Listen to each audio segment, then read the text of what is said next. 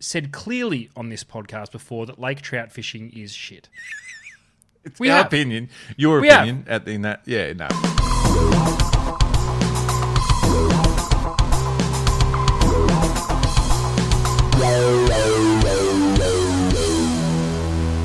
Hello, everyone. Welcome to The Deep Drop. This is a fishing podcast that is different.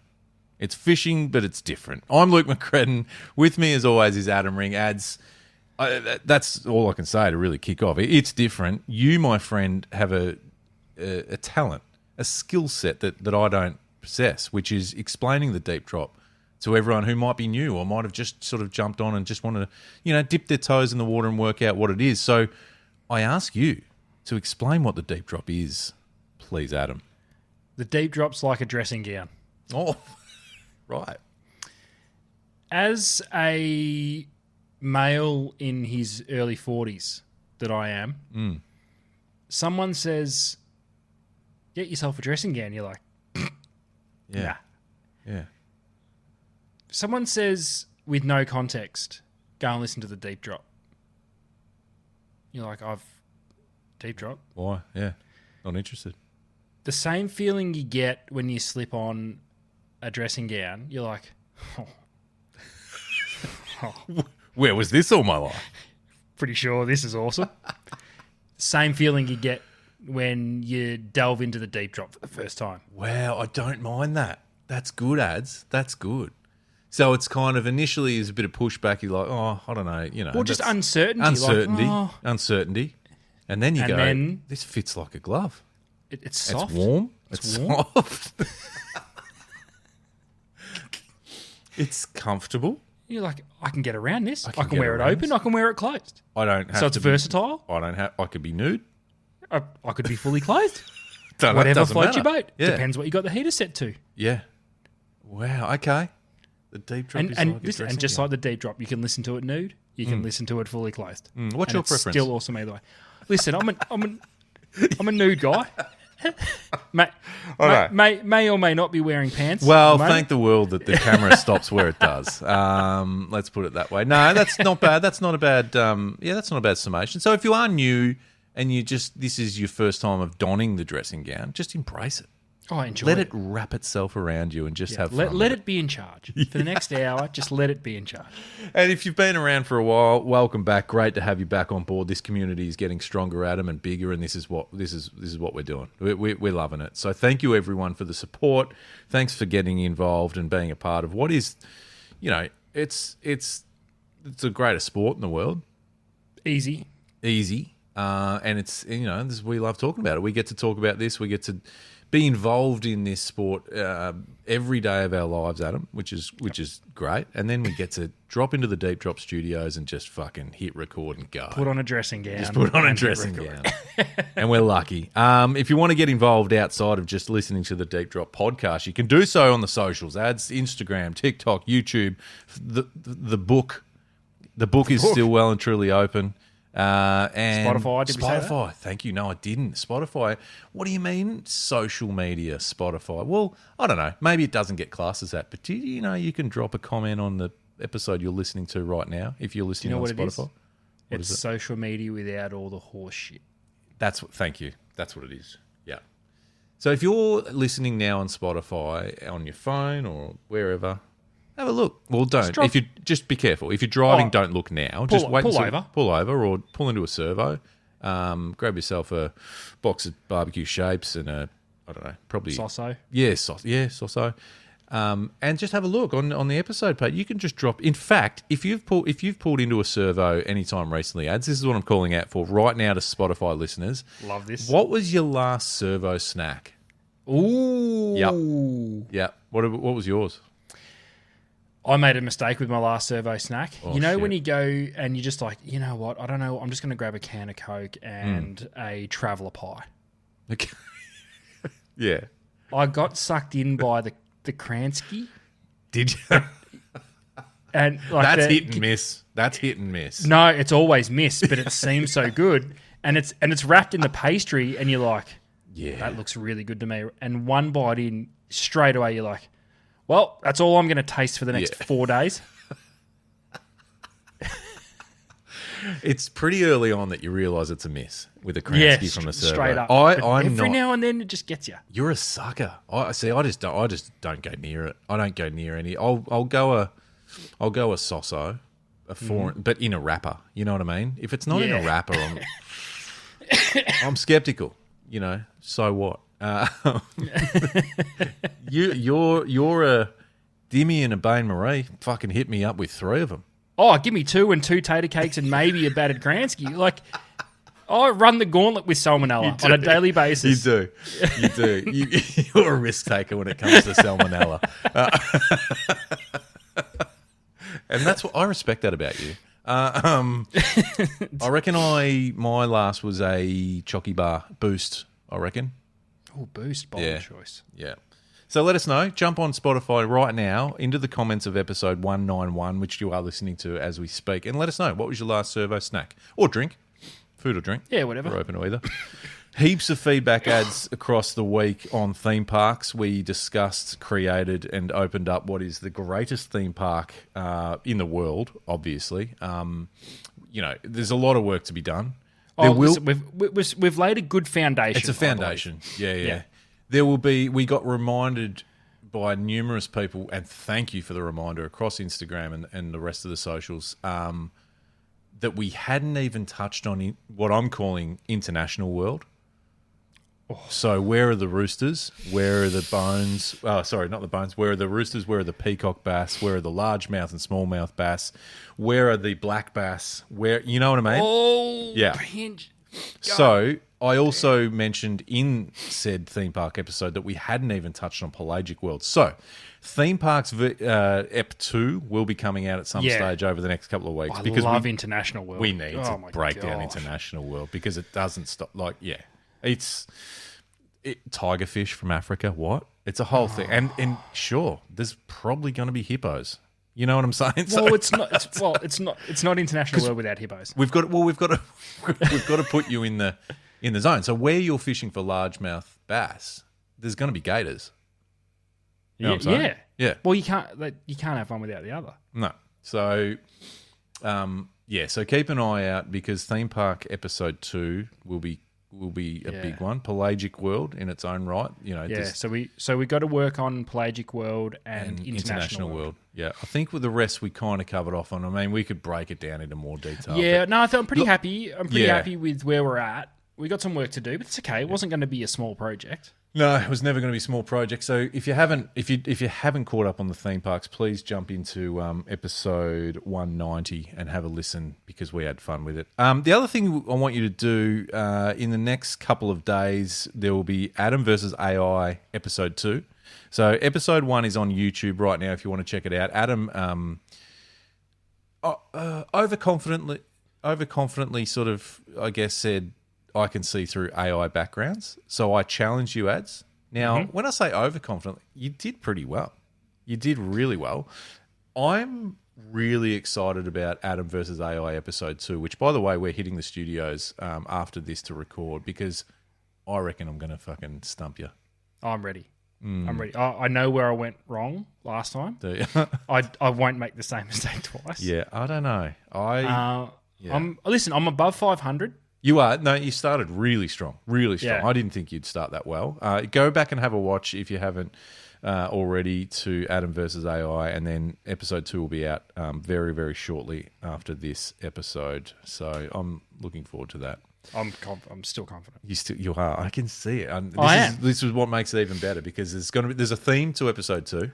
Okay. I'm not sure if you know yet, but there is a theme to it. So anyway, okay, stay tuned. Ads, I've got something that I want to throw your way, and it's a really simple one tonight, and I want your feedback on it. You're a product guru. You know your shit. You know your shit. You know, if there's a bio for Adam Ring knows his shit. That's kind of, that's what, yeah. I want to talk to you about lures. I want to talk to you about purple lures. Purple? Well, think about this for a minute. I want to know, firstly, what your experience with purple lures is, and I want to know why there's not more purple lures on the market. This is a really interesting question. I'm glad you think so, because I was worried there for a minute. No. This is the first I've heard of purple lure chat. Yeah. There is a history of purple lures. What we do on the deep It's drop, what we mate. do. We did the 6 seconds of prep, and this wasn't part of the prep. Purple lures. Okay. There was a time, I won't even say briefly, where purple lures were the shit. They were embraced. Yes. And it was in the blue water pelagic fishery in the early to mid stages of the southern bluefin tuna run in the early days of that. Yeah. There was purple hard bodies, purple trolling lures, whether that was in a hard body or the old Killer Vibe style. Yep. There was a purple back, white belly that was quite popular for a little while. And then in the skirt stages, anything with purple in it or that was predominantly purple was also quite popular. Then we tried to get excited about purple squid jigs. They weren't one of the colours, the core colours that took the world by storm when everyone decided squid jigs that didn't come out of a dump bin were awesome. We tried to get excited, and that was the end of purple lures. We never... The only other... Actually, hang on. The only other purple lure that I can think of that was a flat-out go-to was the old Stiffy Vibe in Phantom. I mean, we fuck. I thought we'd get through an episode without talking about stiffies. Listen, we've said Stiffy a lot this. But it's all pod. relevant. It's all relevant. And that purple Stiffy Vibe was a banger. I've got a few purple lures to throw at you that were and are popular. I just like the colour purple, and I don't think it features enough in lure ranges. So when I think about purple lures, when I was thinking about this, the one that kept popping up into my head, which you already touched on, was the blue water space, that skirt, purple features in skirts, but they're not full purple. No. But the one that kept popping up was Purple Mac in the Rapala X-Wrap. X-Wraps, yep. Purple mackerel. Is it still exists? It's still a thing? Still Okay. exists. Yep. Purple mackerel, which is dark purple with black stripes. Yeah, it's literally Pretty much just all purple. Yep. Yeah. And then I was thinking about the purple stump jumper was always and is always a popular one.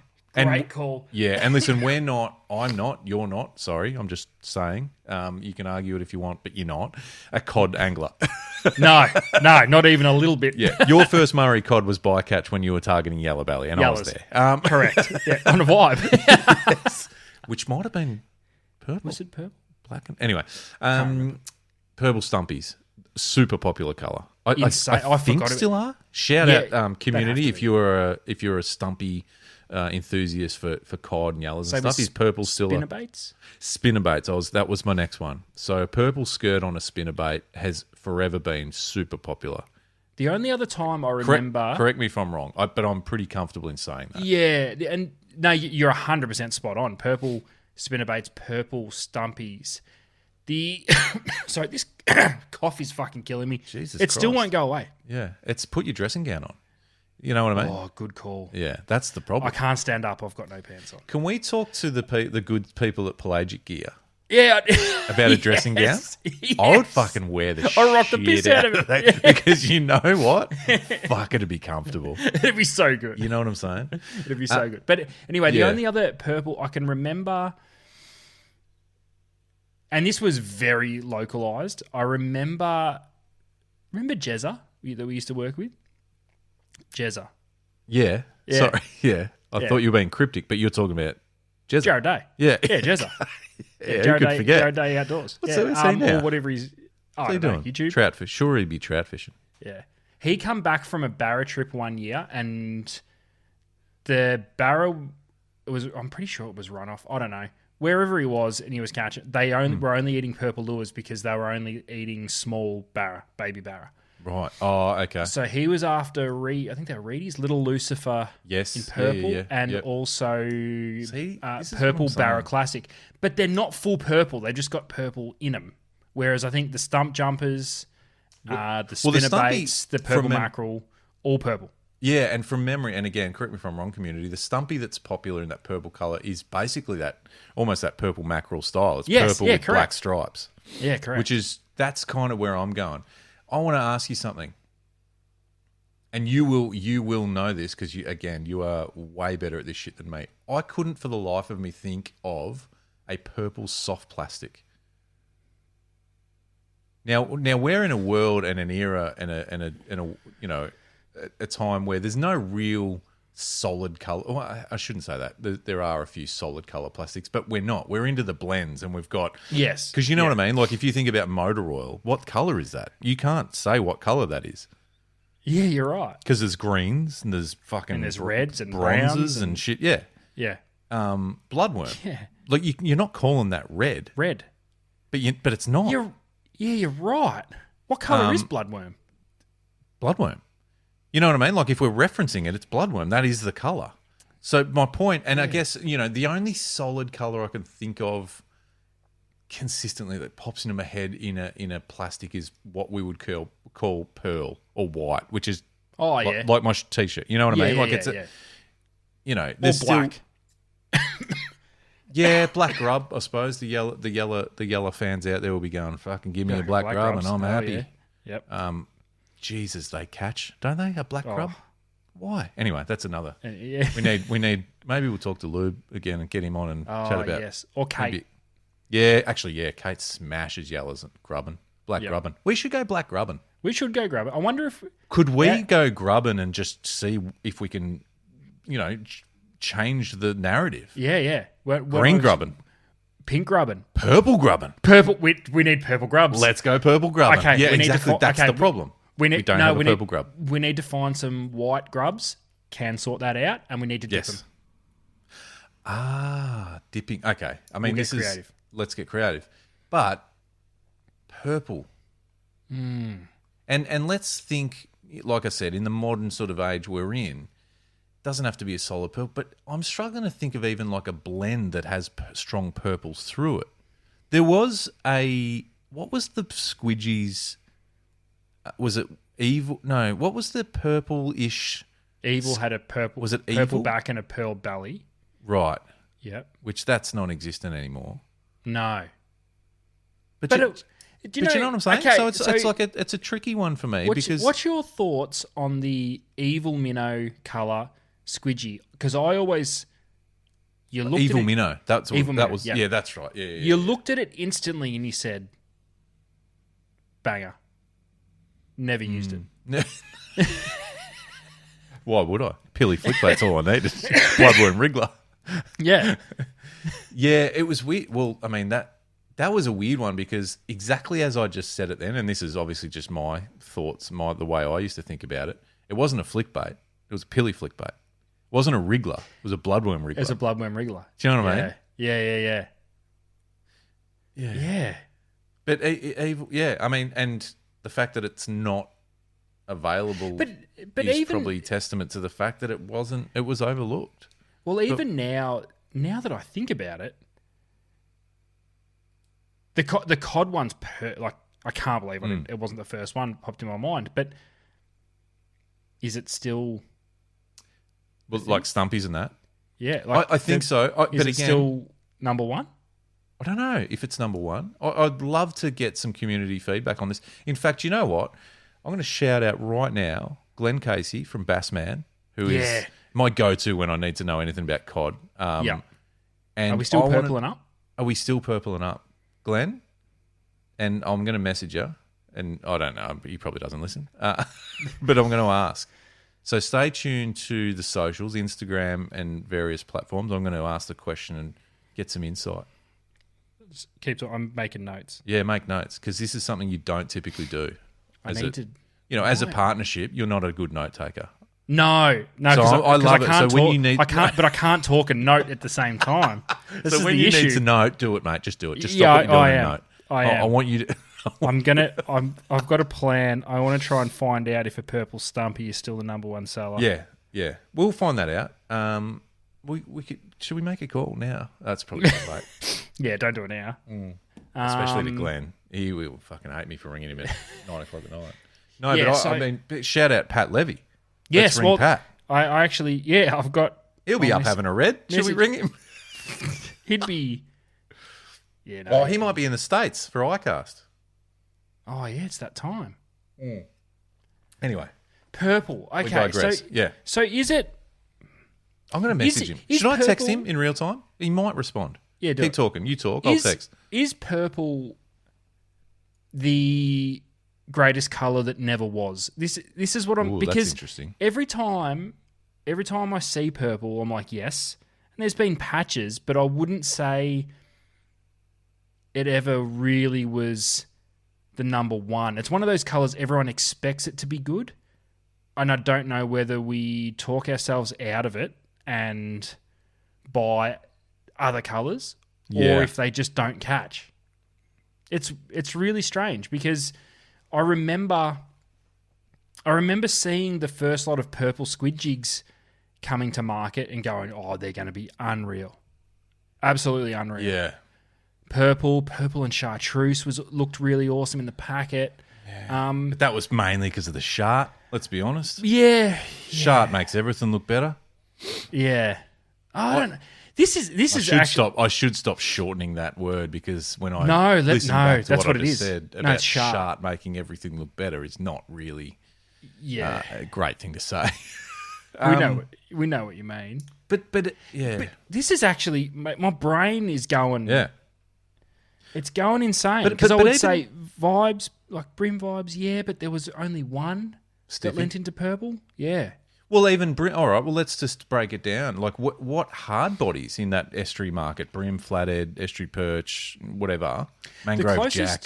What? The closest I can think to with purple in it would be the Wakasagi colours. Yeah, true. It's got like a purple-ish lateral line, but it's hidden by everything else. I'm going to say it. It's a mauve. Yeah, no, you're probably Which is that a variation of purple? Because I'll allow it. It's important to differentiate for Yeah, sure. 'Cause- you know. Yeah, because it's not purple mackerel purple, is it? Well, and so no, it's not because that's a deep dark purple. Same with Deep Stumpy, Good band. deep purple. Smoke on the Water. I First song everyone ever, whoever picks up a guitar learns. Dun, dun, dun, Yeah, oh, dun, yeah. dun, dun, dun. Yeah. What color number was the purple Stumpy? I've literally just text Pat Levy. Now, could be getting a bit late for the old boy. Nah, it's Nah, early. he'd just be It's easing early into for it. Pat. He'd be easing into a couple. He's still pre-drinking. So, because I was just even thinking about purple mackerel in that, or even just purples in the pelagic scene. Where are they now? Like, are they still in the? No, I reckon. Nah, we're Surely purples in the skirt scene are still popular though. No. Oh, Really? Well, I don't know. Because I don't know. Well, the UV colours seem to be.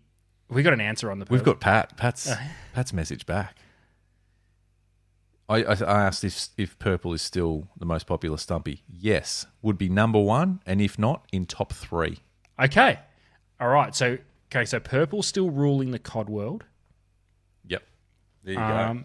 Skirt world, I'm not sure. I think. Listen, I think the game fish shows are a bit. Be careful, they're probably mate. Be careful. They're probably 3 or 4 steps behind everybody else. And what I mean by that. What do you mean? is, well, they're only just discovering like UV. Well, this UV. I mean, that's a whole other discussion. It's a different breed game fishing. Well, because what else did Lumo take off in? Yeah. Nothing. Maybe some squid jigs. There's a lot of colorways in game fishing that are exclusive to game fishing. Think about it. Yeah. Or when I say game fishing, with that blue water scene, there is nothing in any other. Oh, I might get shot down here, but please tell me, in any other fishing lure application than blue water that is red head, white body. Squid jigs. But it was a South Australian thing. It was huge. Qantas. Was it? Yeah. Oh, okay. Barra? Yeah, okay. All right, I'm wrong. No, that's okay. I'll put hands up. I'll wear that. Yeah, but Didn't think about the Qantas in the classics. Yeah. Or whatever it was, yeah. Yeah. But again, okay, another example. King Brown. That's an anomaly. It stands alone in a fucking world of blue water, and that is it. Yeah. Now, in fairness, it's a mix of... There's some witchcraft going on with Helco there. Yeah. There's some spell on everyone. Yeah. No one else can sell a fucking golden terracotta pilchard. That's what it is. Yeah. That's what it is. Yeah. But maybe that's it. It's a blend of so many colours. They've just put every colour in the factory. Just tip it all in. Yeah. See what happens. And bang. What have we got too much of? What's going off? What did it turn out to be? Oh, it's kind of brown. It's got a bit of yellowy, reddy. Brownish. Okay, that's it. King Brown. Okay. No, fuck. Nailed it. Yeah, but why I say there's witchcraft involved with King Brown? Yeah. No other company can sell that colour. That's true. But is there an element of that colour, though, where other companies go, not even going there? Well, one company did. Yeah. Maybe we're not going to go there. Not naming any names. There's always going to be one. But I don't think it's... Well, and I don't know. I could be wrong. It's not the company I work for. I don't know. It could be selling as many King Browns as Helco. But no way. Absolutely not. Okay, so King Brown, if I saw... Why isn't there a King Brown Barralure? That's exactly the same. Well, Terracotta back. Hang on. Pilchard pattern, like everything the same. Because there's a heap of gold Barralures, but there's not King Brown. Pat, by the way, Pat just followed up his purple comment with pink in Tassie's is number one and gold in Barra. Go work it out. Yeah, it's a fair call. It's fucking all over the shop. Yeah, it's fair. I'll have to I'll give him a buzz tomorrow to but so well, Barralure was kinda RMG. Those RMG Scorpions they did. I'm pretty sure they did King Brown, which is typically a Barralure, also made by Helco. Yeah. I was actually just having a look because the T-Barra, which is and they've just released the Deep. They might have a King Brown. I mean, one of our they're 80s, people, aren't they? They're 80s, yeah. Who is a great friend of the show, Curtis Waterman, will be shout out potentially listening to this going, you fuckers have fucked it right up. Do they still do RMG Scorpions? Hang on, I can only focus on one thing at a time. Sorry. I'm just on their website. Hang on, here we go. No, it's called... Okay, no. Well, no, there's not. So why isn't there a King Brown in T-Barra? This is weird. Curtis, let's ring him. He's in America. Let's not ring him. No, we'll get him when he gets back. We got to bail him up. No, fuck it. I'm messaging him now. So tell it, where's all your purple Helcos and where's your oh, they do have a purple Laser Pro, but it's got a chrome belly. Yeah. Interesting choice. Yeah.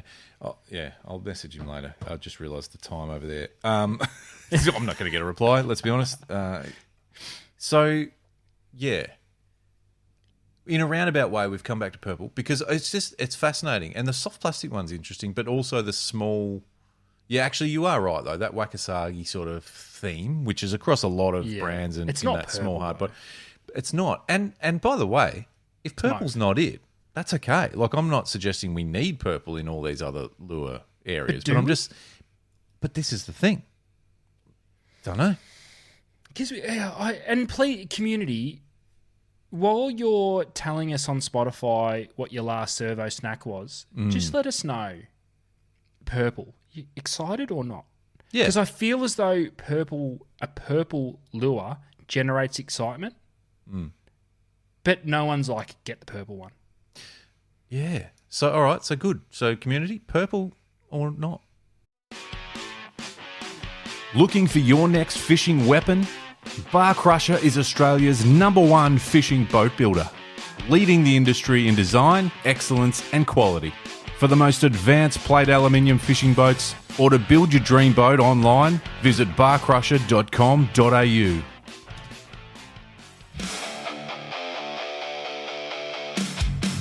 Pelagic high-performance offshore gear is built for fishing, offering the best in technical apparel, premium polarised optics and ocean-inspired accessories.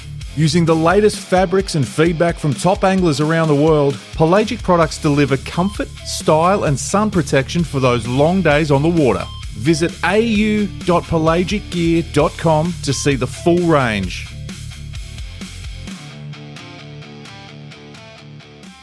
I saw something, Luke, browsing through socials the other day of an enormously big brown trout in the 70s. Yeah. Yeah, trout. Brown trout. Yeah, No, okay. Yeah, okay. In the trout. 70s. 72, 70, out of Eildon. Trolling. Solid fish. Massive fish. Solid Unbelievable. fish. And Thick fucking thing. it took me down a mental rabbit hole. I started at... Well, all the rivers around Eildon are a bit shit and dry. All the trout have to be in Eildon. Why are we not? Why is Eildon not a trout fishery anymore? But it's not my question. Okay. I thought,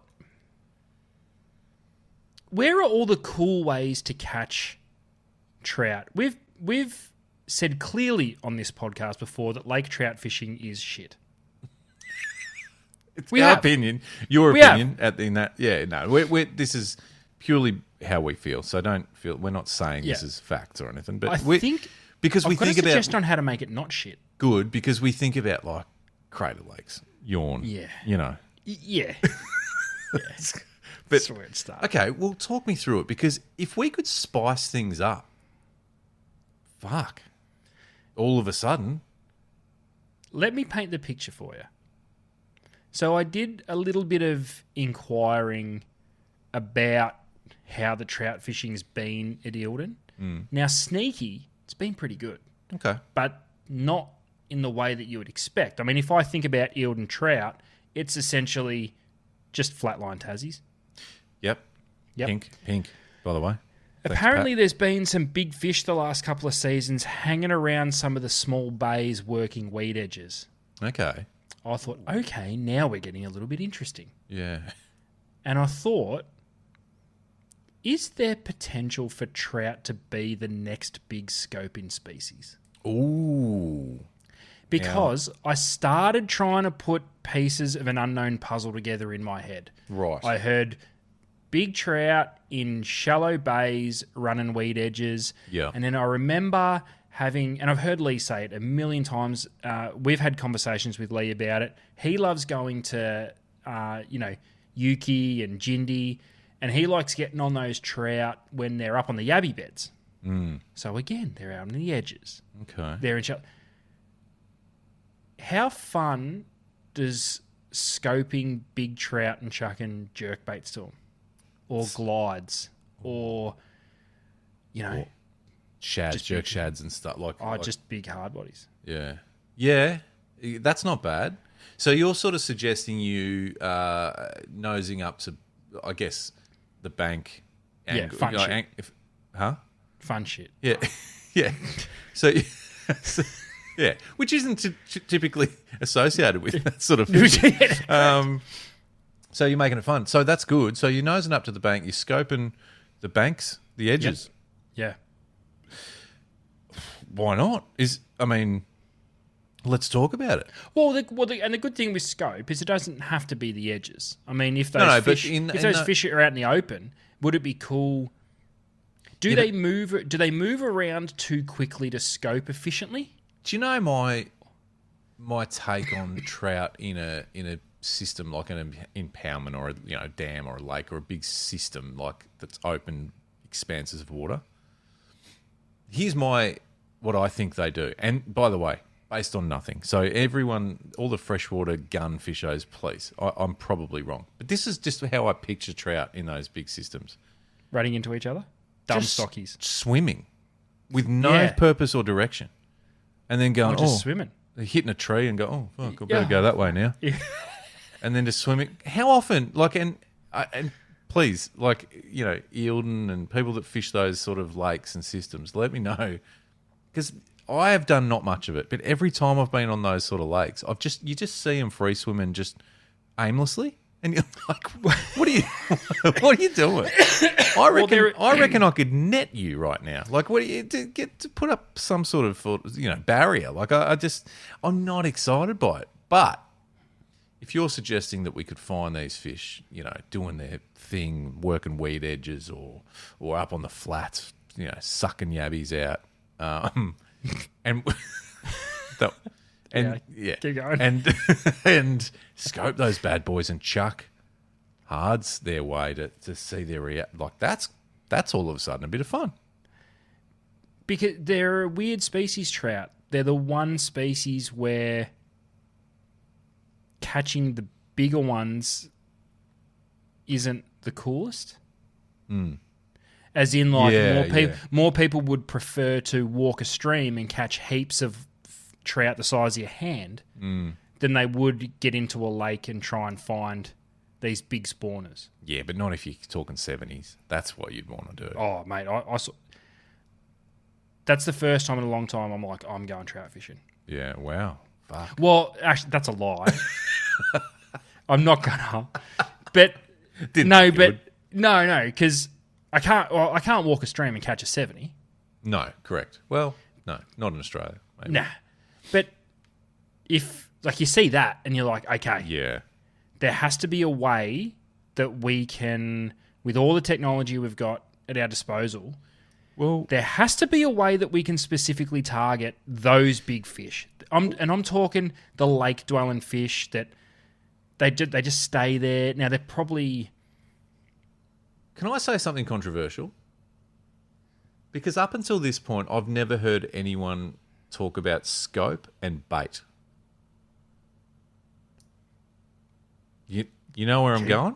I'd keep talking. If you are looking at some trout feeding on the grass edges or whatever, and rather than get, because it's all scope and lure and forward-facing sonar and blah, blah, blah, blah, what if you just fucking saw them on scope and lobbed a yabby on a size 2 bloodworm hook, whatever, you know what I'm saying? Like, got that out there.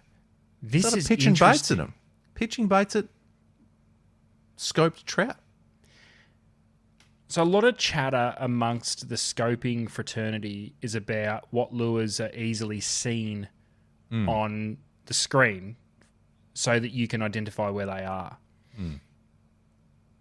I wonder how difficult or a like you said, a live yabby.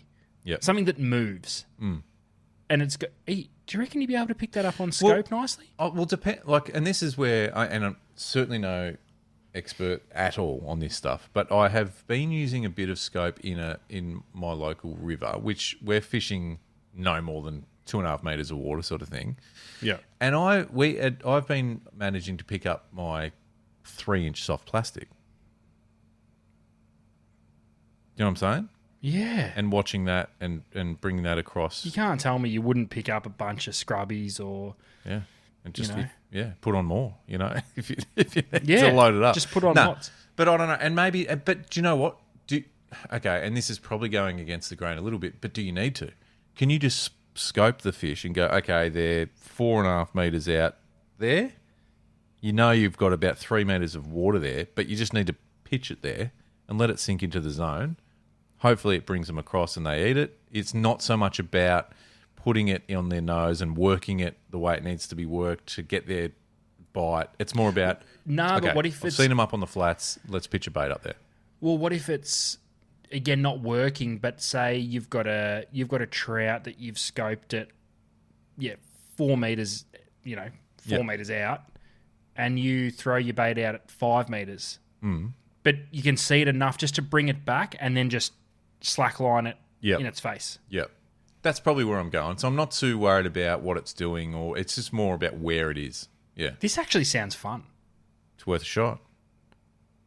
It sounds really fun. Because I've thought about, because obviously we're consumers of content ads and we see a lot of stuff that is out and about, and obviously LiveScope's really popular, which is great, and it's pretty cool.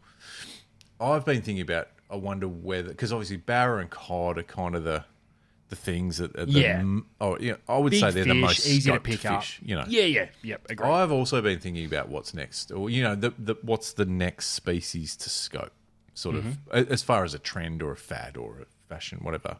Yeah, I'm more, and I hear you on trout, and I think that's not a bad one. Hadn't really thought of it. That's a good one, particularly those bigger lake trout. My mind was more saltwater. And have we really refined our saltwater scoping ability yet as a whole?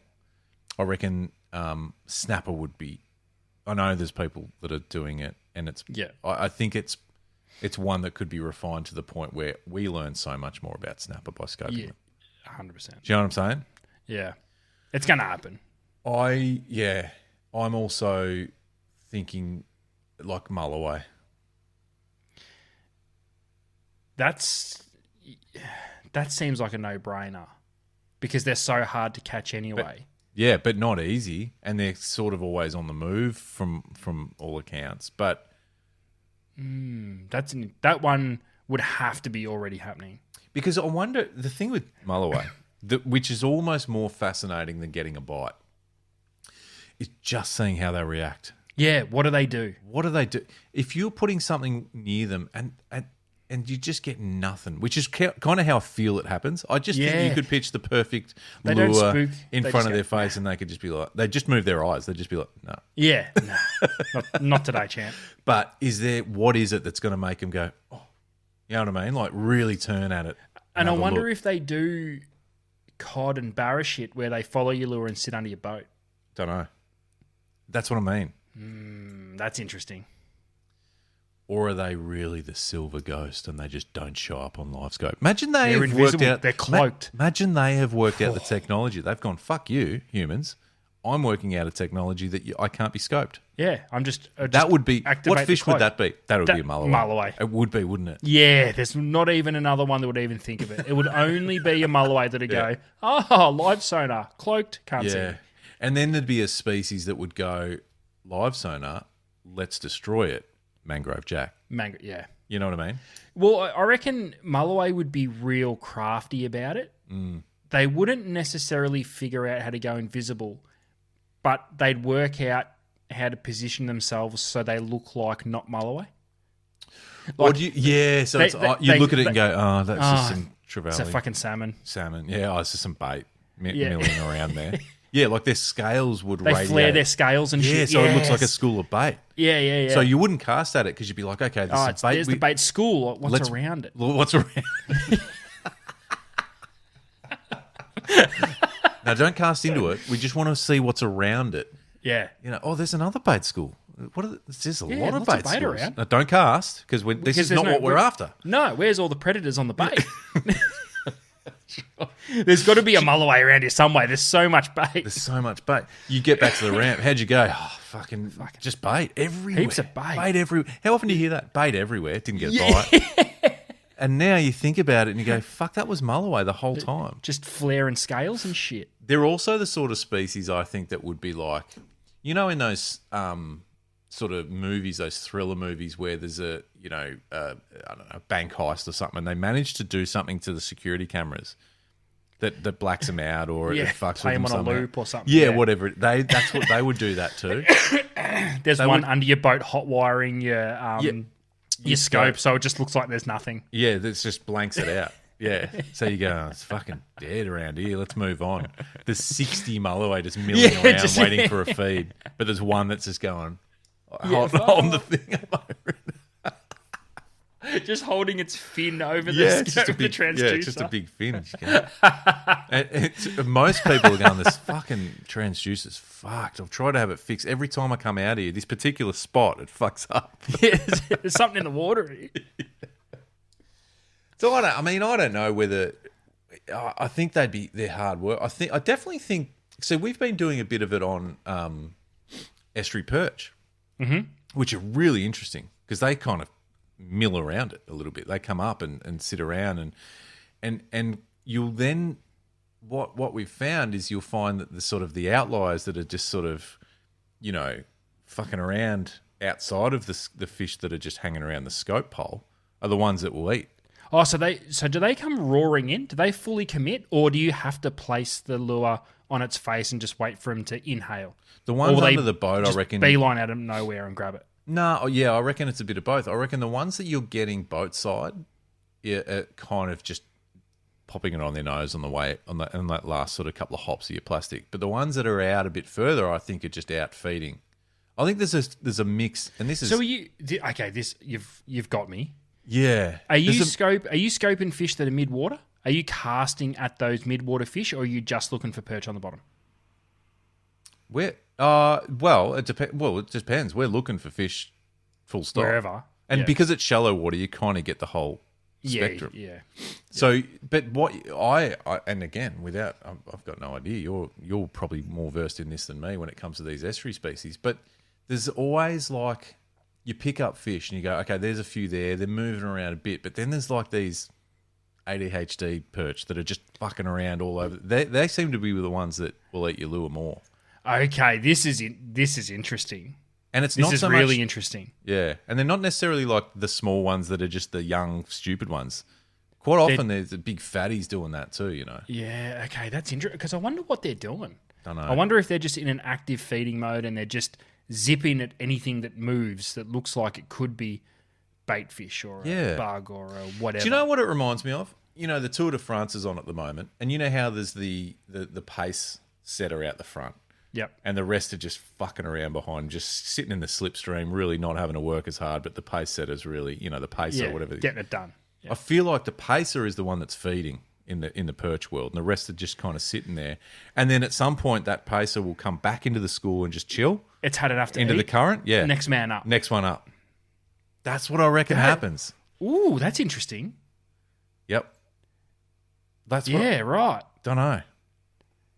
Very interesting. Because, and don't get me wrong, there's times where they're all eaten and it's just game on. And there's also that happens with everything. There's also times when it's completely shut down and it's game off. But we've seen it a lot, even just with side scan and stuff, where you see a patch, then you whack the scope on and there's one that's just doing its thing and it's just going, I'm getting a feed, boys. I'll be back in a sec. You know what I mean? It's like you were in the car and you've gone, I'm just ducking into the servo to get a fucking Kransky. I'll be back. And then you come back and I go, you know what? I actually might get a Soso. I'll go out now. You chill here in the That's this constant rotation of feeders. That's interesting because before scope, we would find a lot with the perch.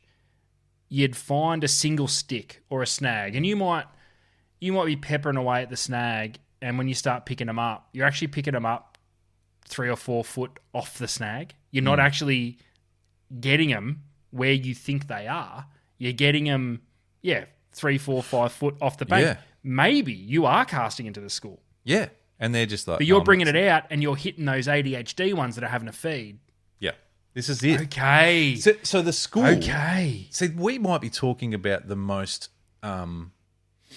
polite species of fish in the world.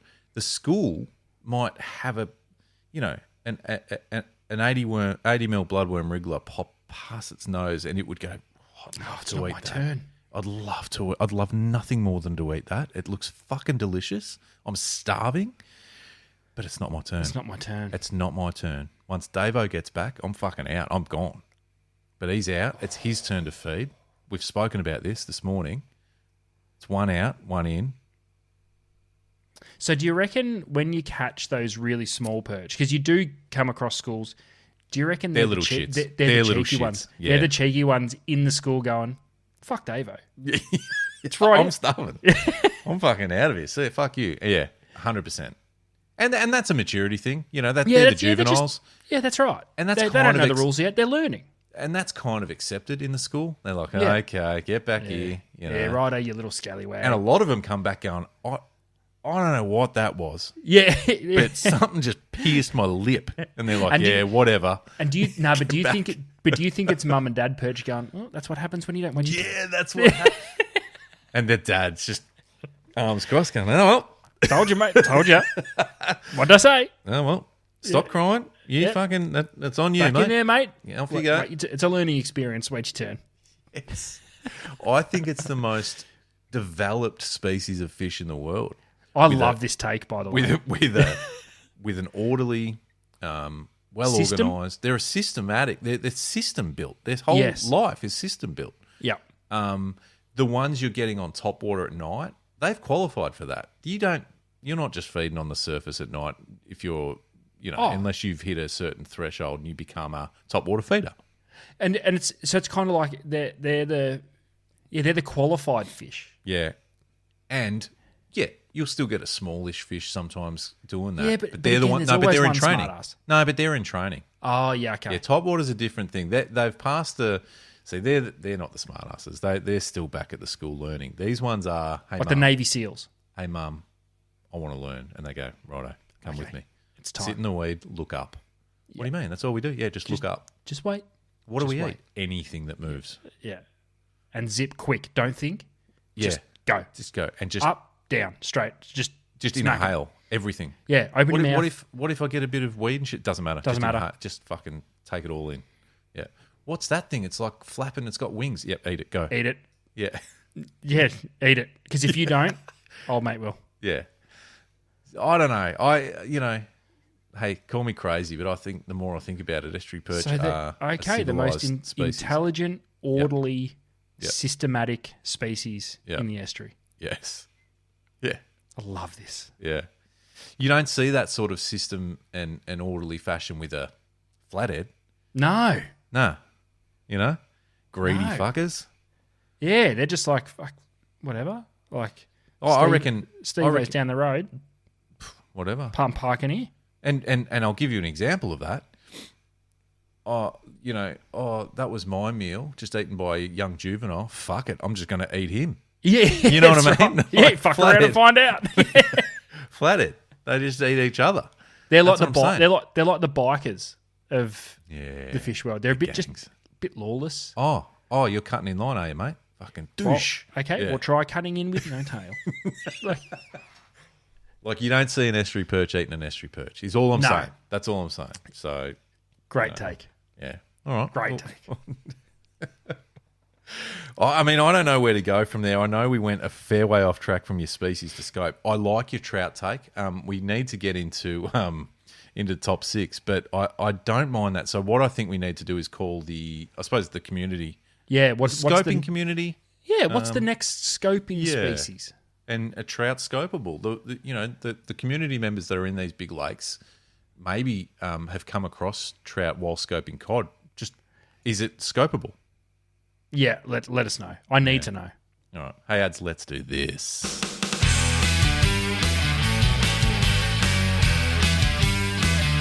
The deep drop. Top six. That's a big statement right there. I'm getting good at air drums for the top six. Team. I'm still trying to get good at not stuttering. Not speaking. Yeah, okay. I mean, I just fucked up then. So, top six. We got to burn through this a little bit, ads, because we are. We're management are knocking on the door. door saying, "What the fuck are you guys doing in there?" I want to go home. Shout out management. Hasn't been into the studio for a while. He is still around. A lot of people have been asking about management. You've heard from him? Yeah, like he's kicking around. He pops into the studio every now and then, but he's been, he's not allowed in here in this, in the studio environment, as you know. Revoked his pass. Well, you know how we have to scan through the doors to get in. He doesn't have a scanner. He has to knock, and then Cheryl at reception lets him in. Oh, Shez. Yeah, I forgot about Shez. Which nice. I mean, she fucks up the payroll most weeks, but anyway, she's getting there. Okay. But she means well. No, she's great. She's good. She delivers the donuts on time when we need coffee and donuts in the morning, ads when we have our pre-production meetings, and that's all that really matters to me. Yeah, that's right. She nails that. She's part of the team. Exactly. Top six time. Adam, we've been through some random ones lately. I mean, last week we spoke about top six colours, and it was the first time ever we couldn't agree on a number one, and we had to go to rock, paper, scissors. And I did get some flack from... That's a good word, flack, isn't it? Because apparently I said it. When I said it, I said paper, scissors, rock when we were doing it. And apparently that's not how you do it. It's rock, scissors, paper. I didn't know there was an order, if I'm honest. Yeah. I was paper, scissors, rock. Well, that's what I think we both said that. And then when we actually did it, I said paper, scissors, rock. And people go, no. What are you doing? So I'm sorry. Yeah, okay. For all the fucking rock, paper, scissors heads out there. Yeah. Never make that mistake again. They're a tough crowd, the paper rocks. No. Whatever they call themselves, they're a tough crowd. It is tough. Anyway, but tonight I think we've got something. Oh, we got excited about this because we also struggled in a way because there's so many. Yeah. Tonight we are doing the top six comedy movies 1990s edition. Now, This this is in our peak teenage years, Adam. Yeah, these were in our formative years where we really started to appreciate sexual innuendo. Well, I was going to say, swearing was funny, boobs were funny, all Yes. that, a Yes, bare 100%. ass was Dick funny. jokes were awesome. So this and I think you'll get the drift pretty quick when we do announce the top 6 on what we were sort of into and how old we are at these movies. Man, but there were some bangers in the 90s. And there was a lot that missed. And we should just and we'll just be really quick. Just some honourable mentions. There's Something About Mary. Yeah. From 1998, I believe, late 90s. Cameron Diaz, Ben Stiller. Yeah. Classic. Home Alone, we left off, but we also were like, it's obviously an absolute classic, but more of a family movie than a comedy. Yeah, was it comedy? It was funny as fuck. Yeah, that's right. Same with Cool Runnings. Cool Runnings was another one, which was, I mean, I don't think it's funny, but I don't think it was made to be a flat out comedy. Yeah. Billy Madison, funny. Classic. Adam Sandler, doing his thing. I'm just looking. Wayne's World. Basketball. Yeah. In fact, the more I think about it, Wayne's World, Jesus, that was stiff to not be in the top 6. I stand by the 6, though. No, me too. Let's get into it. Do you want to do it? Who are we doing? What are we doing? And I think I did Colours. If you want to lead us into 90s comedies. Okay. So, top 6 comedy movies, 1990s edition. Number 6, Mrs. Doubtfire. Classic. Absolute classic. Still holds up. Put it on, watch it with the kids, and you'll still giggle. Probably about the only one on the list you can watch with the kids. The late great Robin Williams. What an unbelievable actor, comedian, and just you could whack it on now. In fact, I think we did watch it recently. The kids found it hilarious as shit because it's brilliant. So good, brilliant. Number 5, Austin Powers. Now this was probably one that was somewhat jarring because it was so different to anything we've seen before, Ads. I think that was the thing. It's probably very different to everything else on the list too, to be perfectly honest. Yeah, I agree. Mike Myers, the scene. I mean, there's so many quotes and scenes. I mean, the scene when he's sort of in that little buggy driving in the hallway trying to turn around, and the scene just goes for ages because and it's just stupid shit like that. So much. Anyway, brilliant. Number 4, Happy Gilmore. This is one. Actually, this is another one I actually sat down and watched with my girls. Yes. Yep. It's so good. Still start to finish. Doesn't get old. Put it on any time. Did you watch the sequel, the recent edition? I haven't seen it. I didn't. Okay. I didn't want to. It's good. Because is it? Yes. I thought there's no way it can compete with the first one. I'll watch it. It's good. I think it is. And same, my kids recently we watched sort of the original. In fact, I think they've binge watched it a couple of times because it's just funny. It's a classic. It's so good. Number 3, Dumb and Dumber. This is the one you used to walk around the schoolyard quoting, flat out. Every time someone did something, you could just rattle off a Dumb and Dumber quote. Jim Carrey through the 90s was on a heater. He was just on fire. Everything he did, and obviously Jeff Daniels. They were that was just a brilliant combination. And to sit at number 3, the top 2 have got to be pretty special. So, number 2, American Pie. See, this for our generation is the triple threat.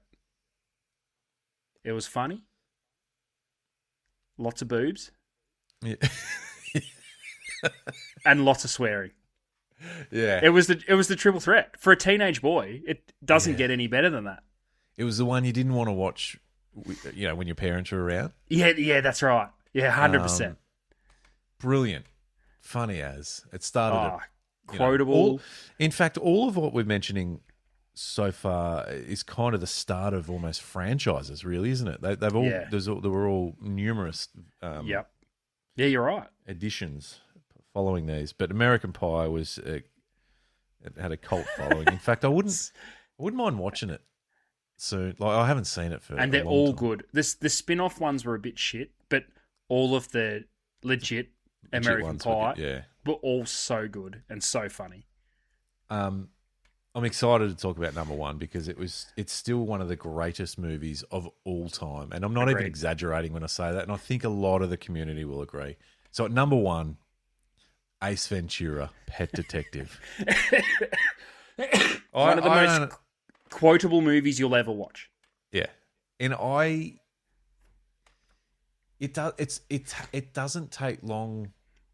This is the thing with this. It is so quick to get into that you're just on board with it so quick. You're laughing early on and you get the vibe of what's happening early. Like it's, start Mate, to finish. Just you're the in tears. opening scene where he is walking with a fragile package and smashing it into everything. Yes.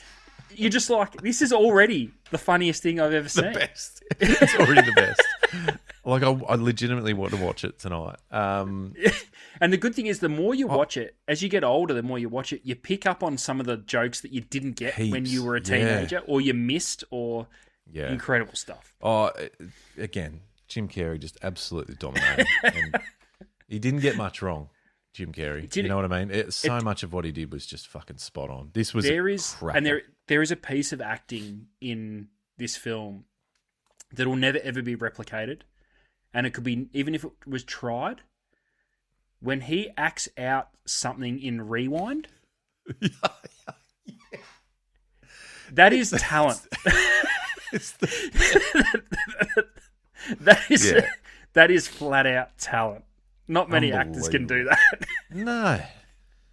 So there it is. I mean, let us know what your thoughts are. Did we miss anything? Was there any glaring omissions, or was the order a bit wrong? I feel like certainly the top pretty end of the order was pretty solid.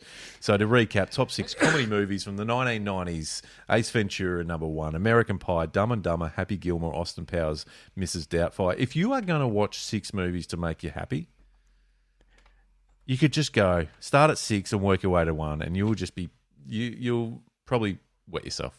You know, there you go. You'll need breaks to catch your breath.